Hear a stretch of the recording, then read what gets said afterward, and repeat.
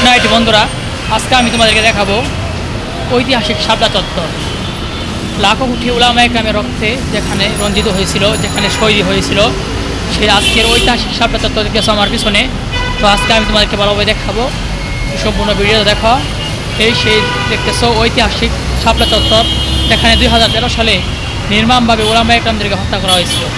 তো সেই শাপলা চত্বর আজকে তোমাদেরকে আমি সরাসরি দেখাচ্ছি, সঙ্গে দেখো, সম্পূর্ণ ভিডিওটা দেখো।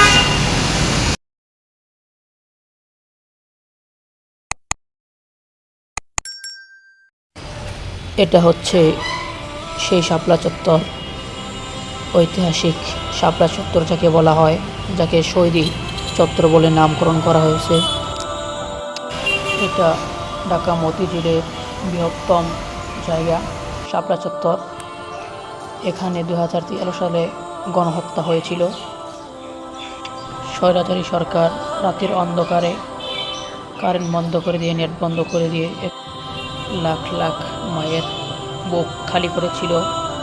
2013 সালে নাস্তিকদের সাথে শেখ হাসিনা নাস্তিকদের খুশি করার জন্য তাদের সাথে হাত মিলিয়ে লাখ লাখ মায়ের বুক খালি করেছিল এই শাপলা চত্বরে। রক্তে রঞ্জিত হয়েছিল শাপলা চত্বর এবং তার আশেপাশে এলাকাগুলো। সেই জালিম সরকারের প্রতি আমরা তার কঠিন বিচার চাই এবং আমাদের শহীদ ভাইয়ের রক্তের বিনিময় চাই। যাদেরকে নির্মমভাবে হত্যা করা হয়েছিল তাদের বিচার আমরা চাই।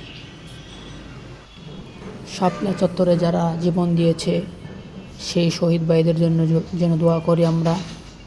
আল্লাহ তাআলা তাদেরকে যেন জান্নাতের উঁচু মাকাম দান করেন।